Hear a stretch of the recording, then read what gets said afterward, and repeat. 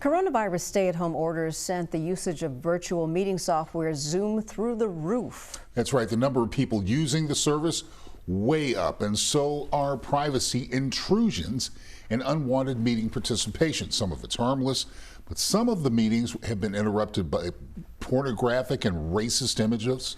The company rolled out new security measures, but will those measures be enough? And joining us now to discuss, cybersecurity expert Larry Whiteside, joining us from New York. Welcome, sir. Hey, thanks for having me. Well, the big question we all have is how safe are these teleconferencing platforms? We keep hearing all kinds of people getting hacked, from children to teachers and people doing business. Yeah, so the reality is they're safe. What people aren't doing is configuring them correctly, right? Zoom and all of the other web platforms went through a lot of effort to make sure that the software was good and that they had proper controls in place. But what happens is you had a lot of people jumping into these web-based meetings that didn't really know how to use them.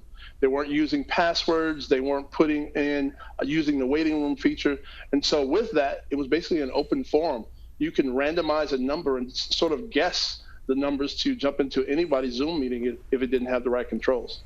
Now, aside from it just being an intrusion, what kind of information could be at risk here, and how do you keep unwanted visitors out?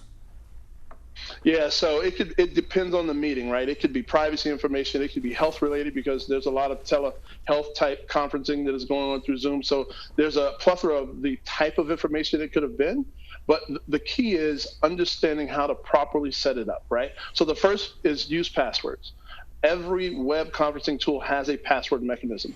The second is utilize waiting rooms, right? So that then you as the moderator can actually individually let in the people who you expect to be in the meeting, and those who you don't, they sit in the waiting room. So even if they do have the proper code and they do have the proper password, if it's still not someone you're anticipating to participate, then you just let them sit.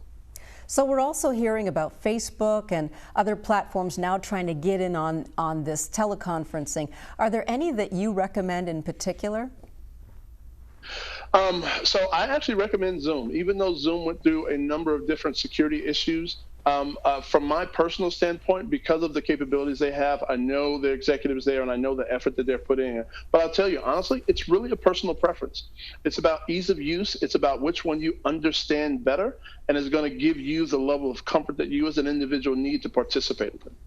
So in this time now that we're all using these things, what advice do you give to the regular person who really doesn't know much about cybersecurity and what's at risk and what they should do? That would be me. You know, the reality is it's just use some common sense, right? So if you think about it in common sense, everyday terms, when you're going into a meeting, if you're going to someone's house to go to a meeting, you're going to do some basic things. You're going to knock on the door. You're not going to leave your door wide open for anybody who's walking by to come in.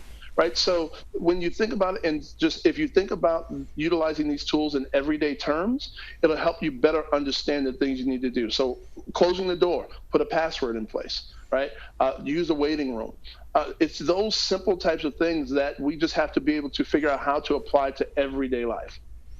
All right, Larry Whiteside, thank you so much for the cybersecurity information. I think I need to put this guy on speed dial, just for me. Is it, you know, and while we got you, is it just Zoom we need to worry about where we could get hacked? What else should we be looking out for, not necessarily teleconferencing, just overall, since we're all online right now?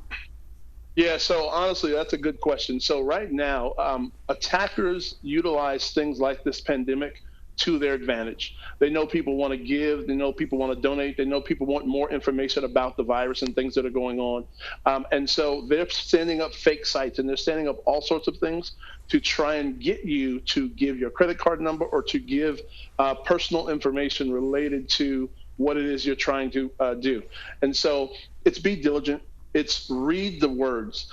A lot of times the hackers or whoever the group is that is setting these things up, they're not native US speakers. So them not having the native tongue of English, there's broken words in the text that they type. So if you really read very carefully and be diligent and don't skim over things and verify, trust but verify. So every time you think that you get a link to a site for donations or something related to a cause that you believe in, verify it. Go somewhere else and see if anybody else is talking about that site. Is that a legitimate site that you're actually going to? All right, some very tight advice. Thank you so much, and I'm sure we'll be in touch coming up soon, because we're a long way from being out of this mess, aren't we? Thank you so much, Mr. Whiteside. Have a good night and be safe, please. Thank you. Thank you. I appreciate it.